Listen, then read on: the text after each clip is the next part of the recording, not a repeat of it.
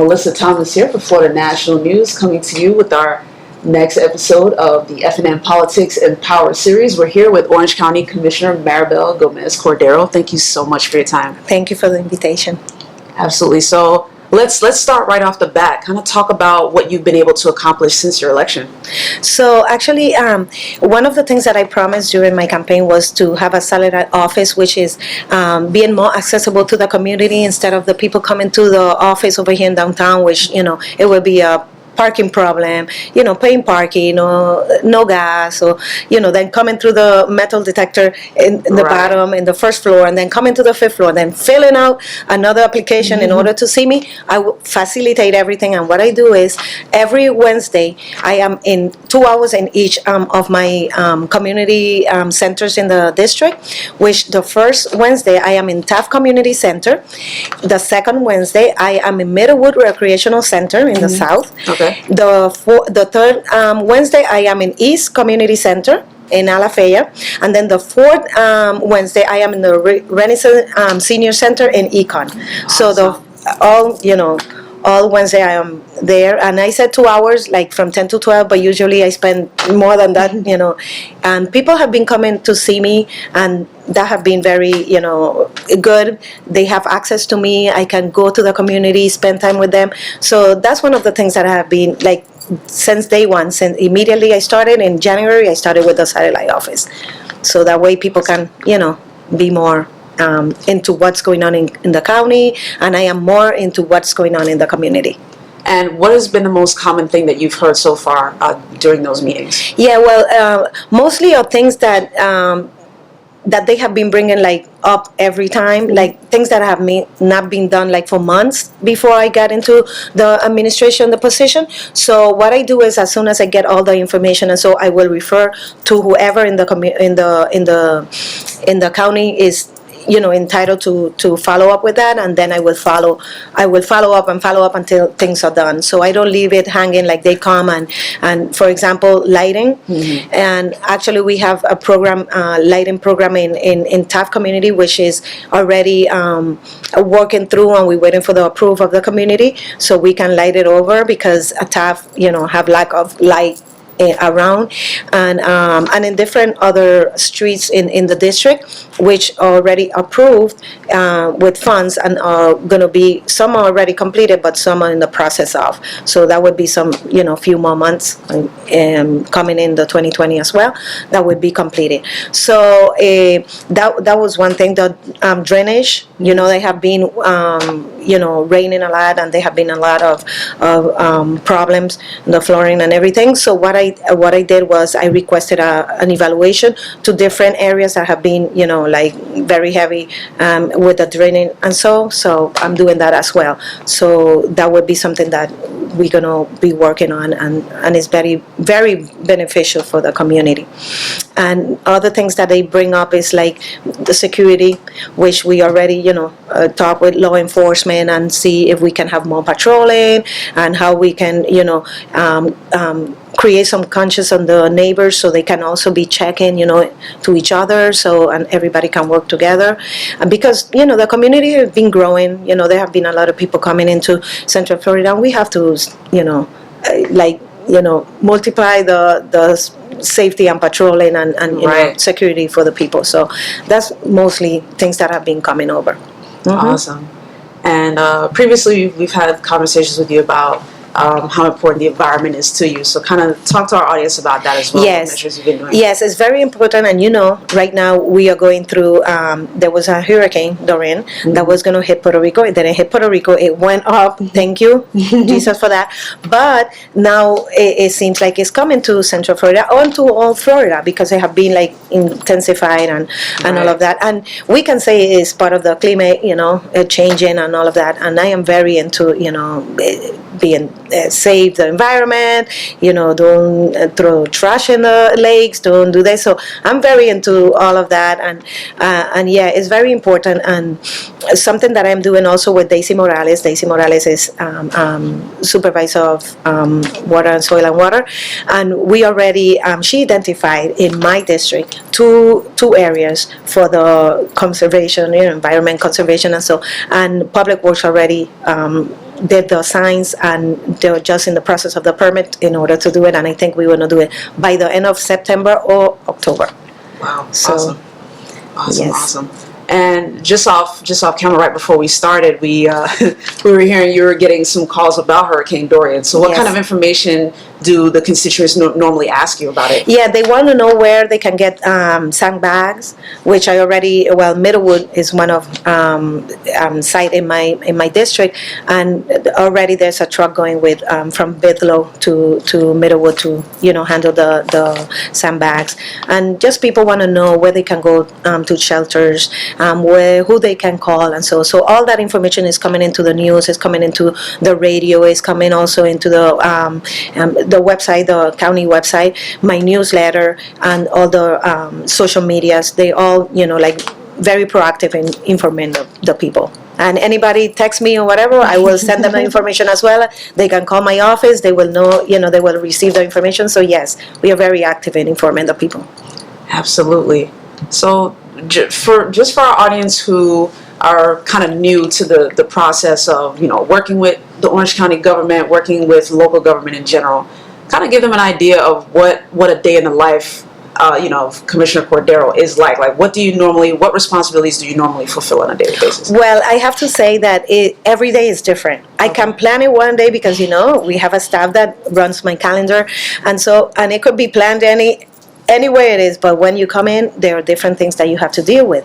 So usually I'm going to tell you what is a day with Commissioner Gomez Cordero. At 5 o'clock, I wake up and I pray, and I pray for the whole county. I pray for the Lord to give me wisdom to be able to help and to be,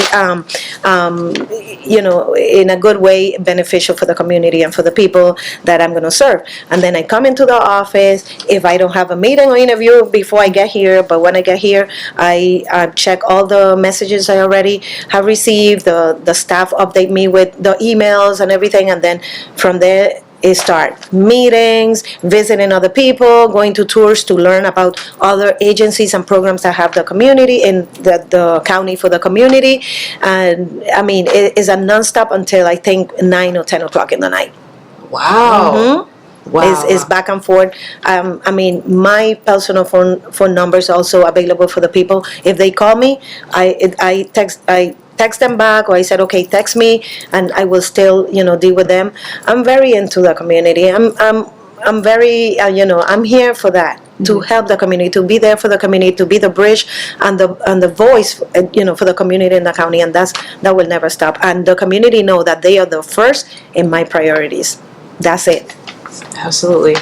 So talk about the process of collaborating with your fellow commissioners. How does that normally work if there's a program or an initiative you guys want to work on together? How does that usually in order not to violate sunshine law, because if it's some Right. project or something that's coming before the BCC, we have to be very careful, and if we have to meet before that, it would be request a public meeting first, so it would be all official sunshine law, Right. not violating sunshine law. But usually we try to be very friendly with each other, because everyone have their own creativity and ideas towards and their needs that their own district have. So I think we all would be supportive to each other if that's for the best of the community. But also what we do is that we try to, when we have the briefing on Mondays, before we go to BCC, we talk to the administrators, to the staff that come and brief us and everything. So that way we also cannot, we don't violate any sunshine law. We can, manage to see what is going on and how we can, bring it up in a good way and manner. Absolutely. Meeting. Talk about the projects that are the most meaningful to you, the ones that really give you life. What are the issues that normally that you're most passionate about? Well, right now we have a very high a crisis of housing, and that the mayor is also have his project with task force of housing for all. So I think we all suffer in that, the whole county. So we are there with him, but there is a lot of meetings and so that I do with developers, and so that which I would like to see some more of low income rents and housing. because affordable housing is not affordable for everyone. Right. That's different from low income housing and workforce housing. Right. So that is one of my major projects, because I think that we also have an increase of homelessness, so we have to also decrease. And not only, the homeless are not only males and single males. No, there are families, there Yes. are moms sleeping in the tents with the kids or in the cars, and we have, that's not fair, that a county that is so, open for everybody, that we have families, sleeping in tents or kids in the car. And so those two things are very important for me: housing and how to decrease the homelessness and provide for the community. That's very shocking. But in the other hand, and that I am a mental health therapist, and I am very into mental health, that we have very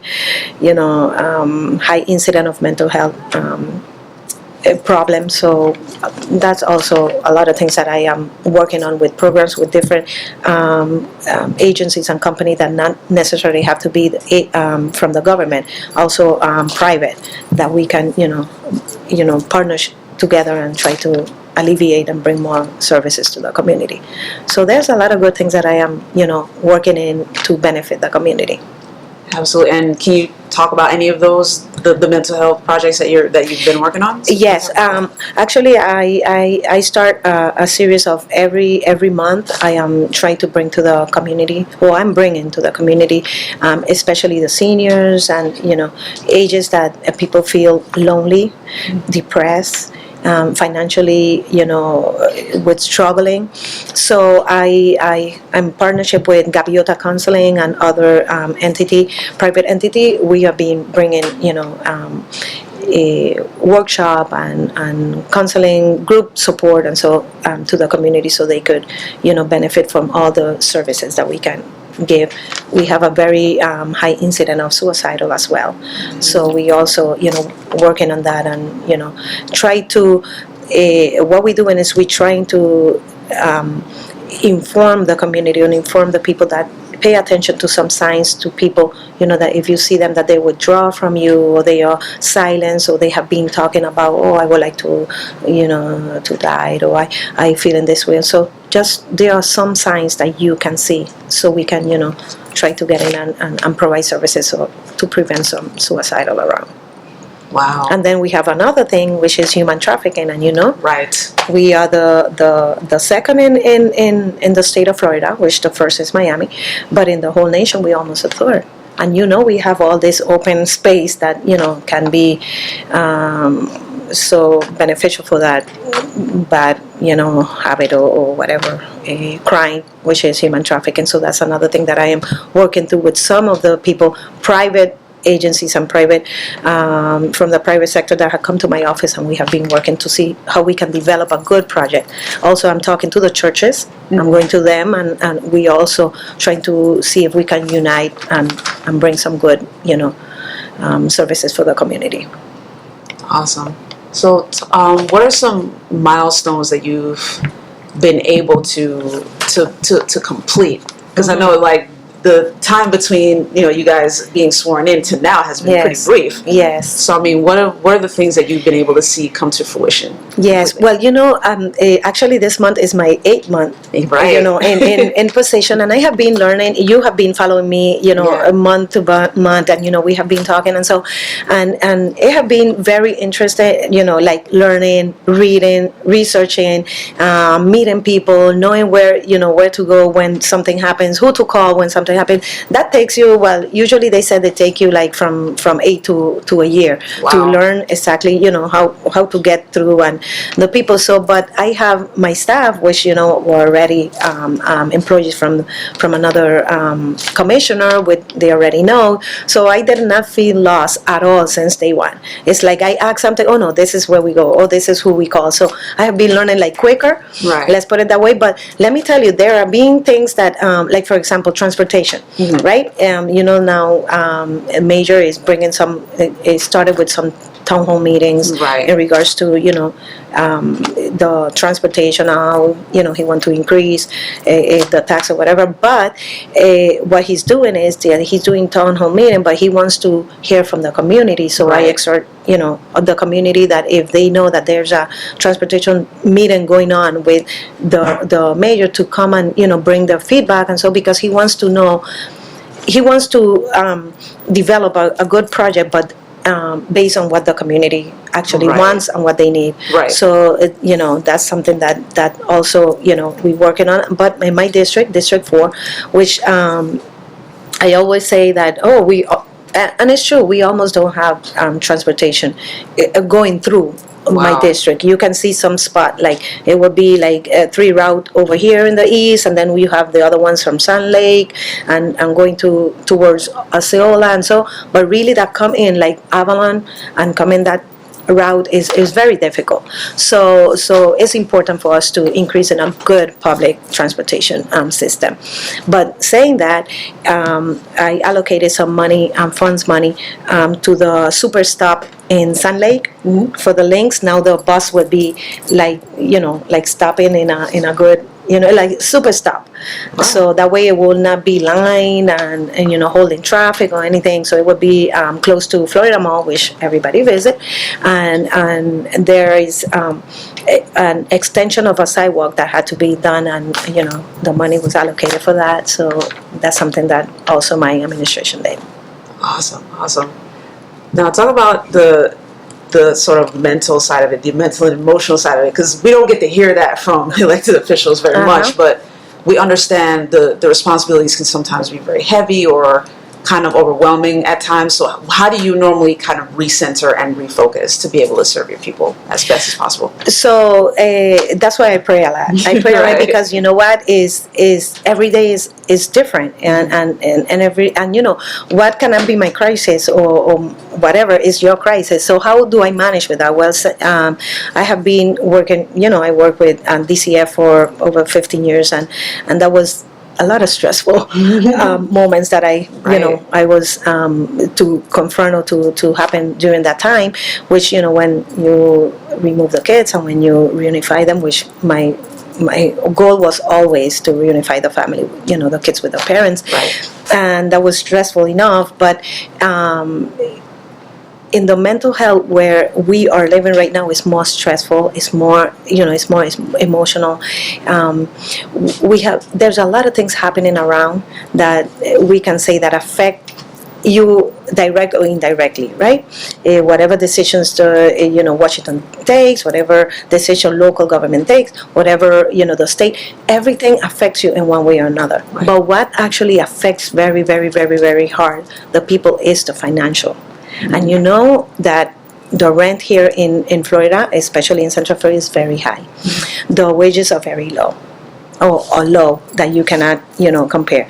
So what happened is that it bring you in a way that of desperation, and people, tend to say, okay, now how I'm going to survive this month. Right? Because I have to get the rent. If I don't get the rent, then where are we going to sleep? But then what they do is that some of them do not receive any other help, like food stamp or so, and they have kids in the home, so they minimize, grocery shopping or whatever they need to borrow from different, and they always in that, behind, and most is because of, they need to have a safe place to live, to go there, to stay, and not to worry like, okay, next month when I'm gonna, how I'm gonna pay the rent, because they cut my hours, or my schedule, I only have 30 hours this week. So you see what I'm saying? So all of those things are the ones that mentally affect them, because it get you in a depression, you get sad, you get stressed, and then how I'm gonna survive, and then the kids doesn't understand, when you don't have, but the kids doesn't understand that. So all of that is a very a heavy stories that come daily. It's not like once in a month or once in a week. Daily I receive emails and phone calls of people, oh look, I cannot put my kid in the school because they turn him back, but because they don't have the uniform, and but I don't have the money, to buy the clothes for them to go, So there's a lot of things going on out there that every day I receive something, and that's actually helps to increase the mental health situation around in the community. So then that's when government come in, or that's when me as a public servant, let's put it that way, I come in and help. I don't only bring everything from the government. Right. I go to friends and people on the private sector that can help, and that's how I link to each other. Some mom with 2 kids that one day to be evicted from a hotel or a motel because they don't have the money for that week, so they call here.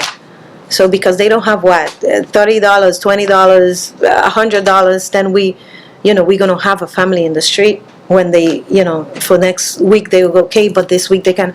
So then I call the private sector, some friends, and so to help to save that family to stay. And now with the hurricane and everything coming, so yeah, there's a lot of things going on out there that we really have to think about it. And I always think about emotions of the people, how to bring them, how to be a peacemaker, how to be somebody who can motivate and say, you know what, you can do it, this moment is going to pass, it's not going to be forever, you're going to see, we're going to try to help you, and I start linking them with different resources in the community, and then they come out, and because there are other people that are so good helping me and helping other people out there that it makes a difference.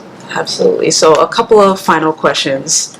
Given the recent things that have been happening on the federal level, I just wanted to get your personal thoughts on the proliferation. You were just talking about, your experience with DCF and seeing how, some families get split up, and then your goal is always to bring them back together. So kind of give us your thoughts on what you've been seeing on the national level in terms of families being divided, or like families having to be deported in certain ways. Yeah. So kind of talk a little bit about that. Yeah. Well, actually, that's one of the topics that were being discussed this week around, and that the mayor was interviewed by. Right. And yeah. I know it's because the federal are looking for site property, property to put at least 500 kids that have been immigrant with no parents into Central Florida, and actually in my district, which is right there in Line Street.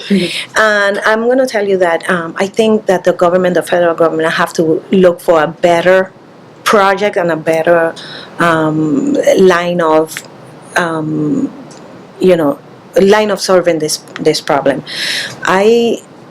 Working with DCF, but not only with DCF, being a therapist, a mental health therapist, and working with families and children, the damage that we, and I'm going to say we as United States, as the government, creating in these kids is forever. This is not going to go when they be reunified with the parents. That all that time that they are suffering by themselves, they will feel abandonment disorder, adjustment disorder, the language, all these different things, and being with different people, and we don't know how they treat them. And they have been coming in the news how some of these kids have been interviewed and how they have been treated and how things are, and I'm telling you, I think those kids should be back. We have to do our job right there in before they cross. And if they cross, if they are with the family, if the parents are with the kids, why are you dividing them? Just keep them together, and get the information. And so they arrest them, they put the mom in one side, the dad in another side, the kids somewhere. And how is that? Because some of them, these families come with relatives that are living here already. Right. Why you don't contact those relatives and give those kids to them? Because that's a lot of money also that USA is spending in all this thing. And it's not, and another thing that I want to tell you, it's not that it's a facility, a foster home, a foster group, a foster home group. It's a detention facility where we're going to have 500 kids almost in the yard of Disney and Universal, which is the magic kingdom and the magic place for the kids to come and have vacation and have a good time. So that's where we're going to put 500 kids. Why we don't give them back to their parents, or why we don't make an effort and put them in a home or relative. Look for relatives. Let's do our work. Let's do our homework. Let's put them where they, instead of, and how long are they going to be detained in that what is the process? What, they're going to be there forever until they're 18, and then what are you going to do? Throw them in the street because they're adults, or you're going to put them in another, detention facility? Are they going to be educated? What it is that we're doing with those kids? Which is really, we damaging their life forever. And it's true. People will say, because they come to me and they say, "Oh, but it's not our fault. We didn't tell them to cross the border." The border. It's fine, but they crossed it and they're here. So we have to be smarter. We have to play better. So I feel for them and I pray for them every day, because it's very sad when kids are not with parents and an adult that they know. It's bad. Do you feel that there's anything that people can do at the local level to make a difference there? Do you feel that there's something that they can do where they are to be able to help that situation? Well, I don't know. That request to looking into around Central Florida for a location is so new. It just came these days, and I think we still brainstorming what things we can do and so and well. I don't know. I think we have a very good, DCF system here in Central Florida, which, we could work with. But, another thing is that we are so high in human trafficking, and the place we put it in, it's like everything is like so open. I don't know. I'm not trusting that system at all. And having a detention for kids, for children, oh, no. I'm very, sensible on that one. All right, so we want to wrap up on a more positive note. Tell our audience what your vision is for your term. By the end of your term, what would you want to have accomplished? Well, I would like to increase the low income homes. I would like to have to see more people coming in and building and developing more low income homes that the people can benefit, the families, and we can, decrease the homelessness. That's a very important part for me. And why? Because right now, like you say, we have a hurricane coming. We have the weather that, the weather could be very hot, and then it rain, and people, sleeping with the families in tents, and so that's very sad. That's not good. And the shelters are full, and so another thing that I'm doing that I forgot to tell you is I am meeting with the CEOs and the directors of the different shelters here in Central Florida, which I'm going to open like a committee and like a board committee, which we're going to come and brainstorm and see how we can be beneficial for the community. But I'm bringing leaders from the community to help in this, in this board or this committee, to see how we can all work together and, alleviate the homelessness as well. So, yeah, those are a lot of things that I would like, to see. I would like to, I'm very into sports, parks and recreation, and so I would like to see more little leagues, more kids being doing recreational stuff and sport, and so outside instead of inside playing video games and watching TV. So I am very into that as well. So there's a lot of things that I would like to do. And another thing is that we have the Station 87, which is the fire station in Avalon, which is much needed, and is already going to be the groundbreaking in October, sometime in October. So yeah, there's a lot of good things that I want to see during my time. I want to really leave a message to the community saying, you know what, she was there for me, she was there for the community, and that's what I want to do, and that's what I want to do. Awesome. Very well said. Orange County Commissioner Maribel Gomez Cordero, thank you so much for your time. Thank you.